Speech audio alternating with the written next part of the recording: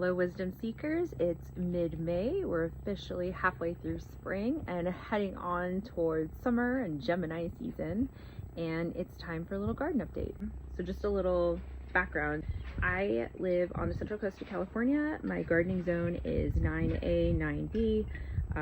We are in wine country, so I live where the grapes grow. Grapes, in order to produce their beautiful juice, actually require some pretty intense temperature swings. So I live in an area where in one day we can go from 90 degrees all the way down to 50 in the evenings. So planting on time and planting to the seasons is of utmost importance here, unlike where I used to live in Southern California, where you could literally start a garden in July and still be reaping the benefits of that garden through November, December. Even though I'm on 1.5 acres, not all of it is entirely usable. I share this property with a lot of animals, including horses that we had to build out an arena for. So my prime gardening spot is actually being taken up by an arena where they can work, play, and live.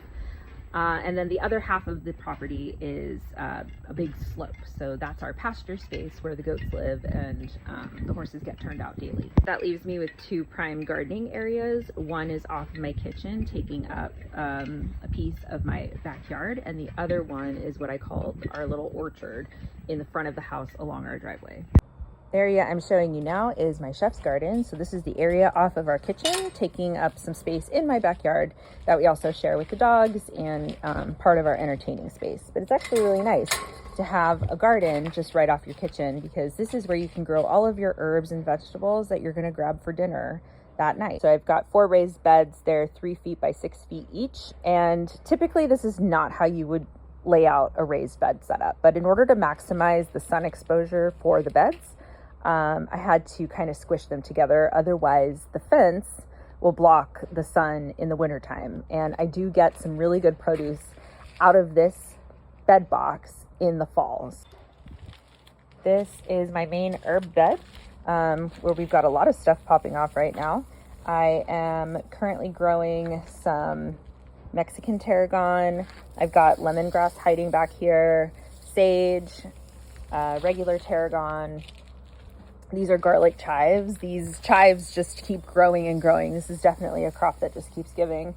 I've got some thyme, oregano, and then I've got some tea herbs. So I've got lemon balm and chamomile, and I've got some lemon verbena. And then all along the edges, I have planted nasturtiums and a variety of sweet and snap peas that can climb up this chain link right here. This year I did something a little bit different, and I do the square foot gardening method. So I do have to come out here and water by hand. I have not figured out a very efficient way to water square foot wise. It's just so much easier to do it by hand, and it's nice because it forces me to get out into the garden every day and check and see what's going on.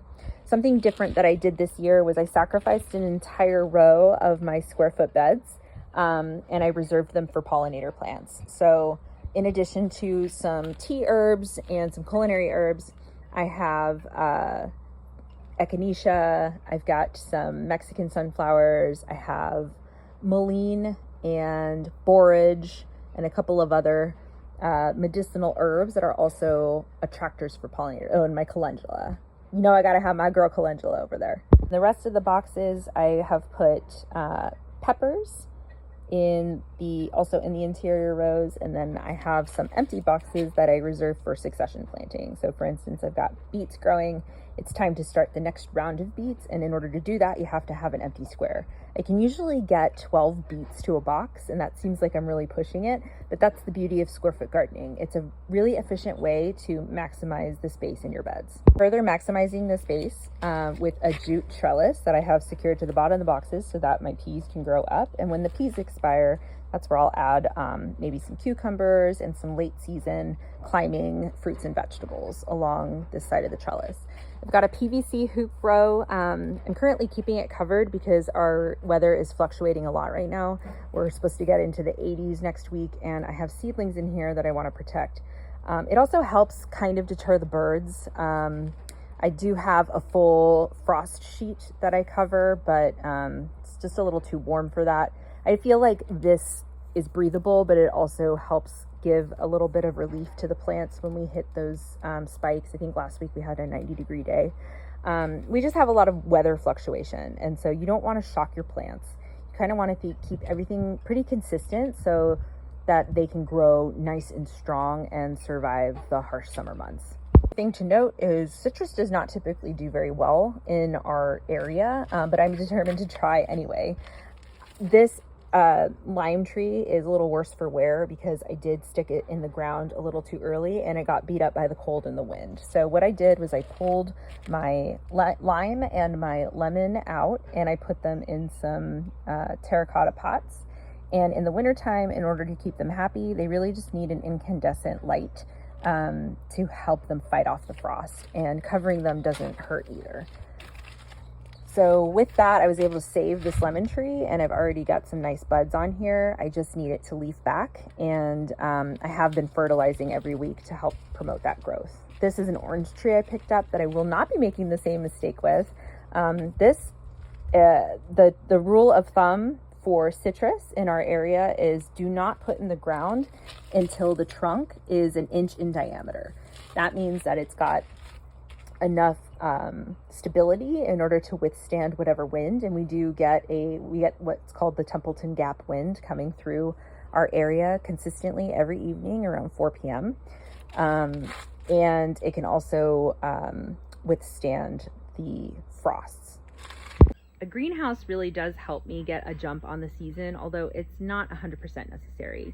Last year, I started my entire garden in my garage under some grow lights, in some trays, and that helped me get a jump start on the season. That to say, my dream would be to have a giant greenhouse, but I was able to pick this one up at Costco. This was under $200 at the time. It's the half-size one. They sell a full-size greenhouse at Costco that you'll see it in everyone's backyard.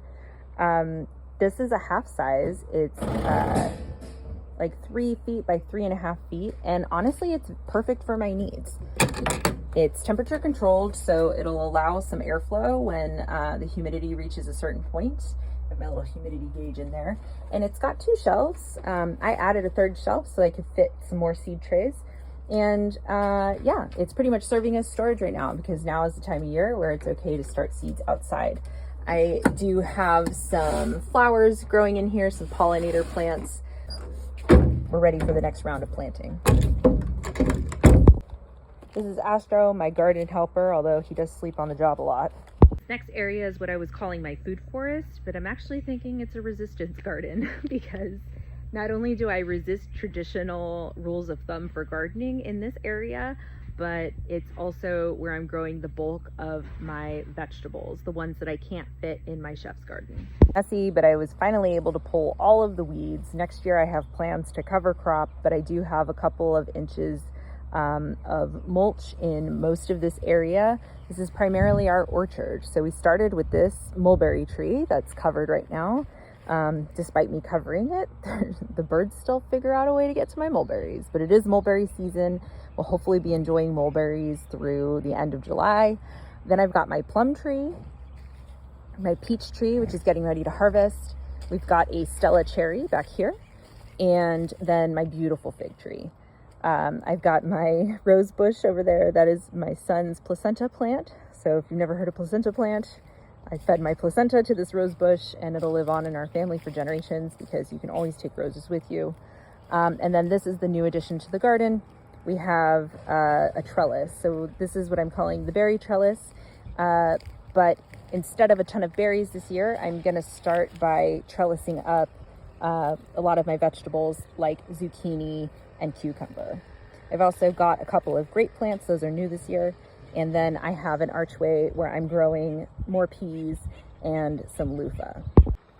The rest of this area is just straight chaotic because I had too many seed starts. You intend to start a couple of plants, you only need a couple of plants, you end up starting like 10. I've got my tomatoes. They actually really like the harsh soil. Tomatoes and pumpkins are like the #1 volunteer plants that I find around our property. I don't know if it's because the birds have been spreading the seeds, but I find tomato plants everywhere, including out by my chicken coop, probably from leftover tomatoes that I threw into their coop. This is what I call the root veggie box. And it's all caged off in this weird contraption because we do have neighborhood cats that like to come take poops. So in order to keep them out, we built this crazy cage around it, but it works. We just used what we had laying around. In the root veggie box, I'm actually going to start calling this the 100+ days box. This is where I'm growing my garlic, my leek, and all of the things that I don't want taking up room in the other places in my garden. Radish, daikon, carrot, those all seem to do really well in this section. It's full sun and automatically irrigated. Then I've got, lastly, I've got what we call the planter barrels. I've got 16 or 18 barrels, can't remember. And this is primarily where I'm growing all of my peppers and tomatoes. I've got each pepper or tomato surrounded by a companion plant. We've got nasturtium. I've got some okra that I'm starting, and a couple of other flies. It is a little chaotic because I know that things are going to start to run out of room, but the beauty is that you can always move things around. So calendula, several different types of basil. I've got marigold. And see, it's working because the bugs are staying off of my main plants. Thyme also makes an amazing companion plant, especially for peppers and tomatoes. I've got oregano, and I basically just propagated what I had in my chef's garden. This mint I'm very proud of because I had a volunteer sunflower pop up, and the sunflower is actually going to help give some relief to the mint during the really intense summer months. We've got shishito, more mint, and then we've got some eggplant, a couple different types of eggplants that we're growing, more thyme, calendula, I love calendula. And then I've also stuck in some cucumbers, so we'll see how those do. Again, like I said, things are a little crowded, but I plan to keep things pretty well pruned, and we're just going to make sure that we're keeping on all of our maintenance out here. I see a little sucker on the tomato plant, so I'm gonna go ahead and pull that off. And mint, tomato, pepper. My tomatillo plant is extremely happy. Look at the size of this thing. And then we've got some more companion, more peppers. I didn't think too hard about what I was trying to plant this year. I mainly just planted what I want to be eating all summer. Really enjoy stuffed peppers. I really enjoy bell peppers, nice crispy cucumbers, and obviously lots of tomatoes. These are all things that preserve really well in the freezer, or you can dehydrate and use later. So I'm looking forward to, things are off to a really good start, and I'm looking forward to just kind of tackling any issues that come up on the way. This is the first time I feel,